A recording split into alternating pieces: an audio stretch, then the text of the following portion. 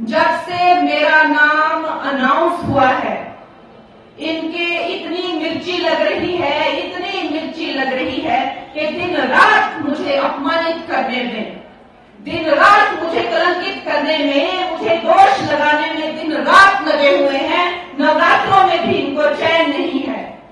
जैसे मेरी बहन धनेश्वरी जी ने कहा कि एक बड़ा पप्पू है दिल्ली में, लेकिन हमारे यहां पे भी एक छोटा पप्पू है। वो कहता है कि मैं गौ मांस खाती हूं और उसके पास एक वीडियो है, तो वो वीडियो दिखाता क्यों नहीं है? उसके पास कोई तो इस चीज का प्रमाण होगा कि उसने मुझे गौ मांस खाते हुए कहां देखा। कोई रेस्टोरेंट का बिल होगा, कोई फोटो होगा, कोई इंटरव्यू होगा। झूठा और एक नंबर का पलटूबाज है ये छोटा पप्पू। लेकिन आप इससे उम्मीद ही क्या कर सकते हैं जब इसका सीनियर बड़ा पप्पू कहता है कि हमें शक्ति का विनाश कर देना है, जो भी हिंदू धर्म की जो शक्ति है, देवी शक्ति जो है, उसका विनाश कर देंगे।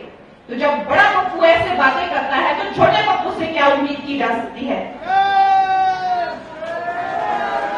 छोटा पप्पू मुझे कहता है कि ये कलंकित है, ये अपवित्र है और इसको देवभूमि में आकर पवित्र होना चाहिए। मैं उसको पूछना चाहती हूं कि उसे क्यों लगता है कि मैं अपवित्र हूं? क्योंकि मैंने अपने बाप के नाम के बिना, अपनी मां के नाम के बिना, अपने आप खुद अपना नाम मुंबई नगरी में बनाया, इसलिए उसको लगता है मैं अपवित्र हूं। उसको क्यों लगता है मैं अपवित्र हूं? क्योंकि मैं पॉलिटिक्स में आना चाहती हूं।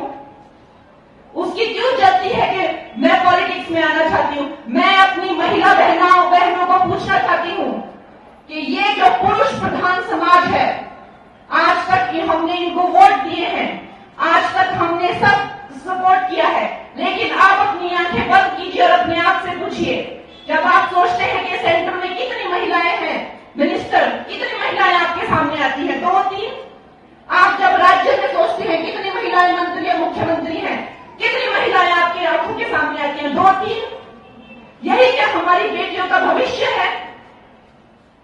आज जब मैं पॉलिटिक्स में, ये पुरुष प्रधान समाज में, अगर आपके मनाली की बेटी, अगर आपके मंडी की बेटी अपना छोटा अस्तित्व ढूंढ रही है, अपनी छोटी सी जगह ढूंढ रही है, तो उसमें ढूंढ लोगों को मिर्ची लगती है, तो ये चाहते क्या है कि हमारी बेटियां पॉलिटिक्स में आए ही नहीं?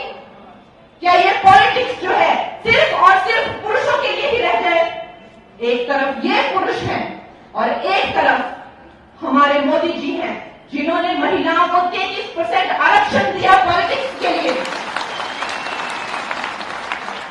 आज मैं ये सब पप्पुओं को, जो भी है, जो मुझे धमका रहे हैं, मैं चुनौती देती हूं कि ये तुम्हारे बाप दादाओं की रियासत नहीं है जो तुम मुझे डरा के धमका के यहां से बाहर भेज दोगे।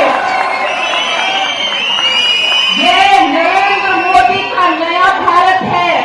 यहां एक छोटा सा गरीब मां का बच्चा जो चाय बेचता था रेलवे स्टेशन पर, आज वो इस धरती का, इस देश का सर्वोच्च नायक है, सर्वोच्च प्रधान है, सबसे बड़ा प्रधान सेवक है। ये वो भारत है। मैं गरीब घर की बेटी, मैं ये चुनाव जीतूंगी, लड़ूंगी और बार बार जीतूंगी।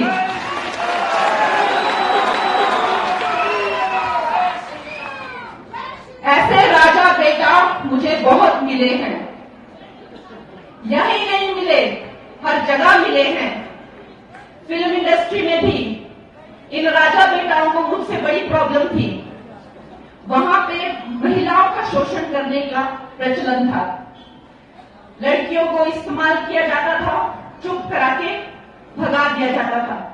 इसके खिलाफ जब मैंने आवाज उठाई तो यही वंशवादी, यही परिवारवादी कुछ पप्पू जो शराब और ड्रग्स के नशे में धुत रहते हैं, इन्होंने मुझे डराया, मुझे धमकाया, यहां तक कि मुझे नोटिस भेजा और मुझे जेल में डालने की कोशिश की।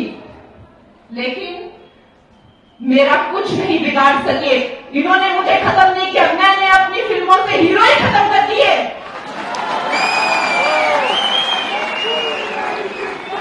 मैंने ऐसी ऐसी फिल्में बनाई जिन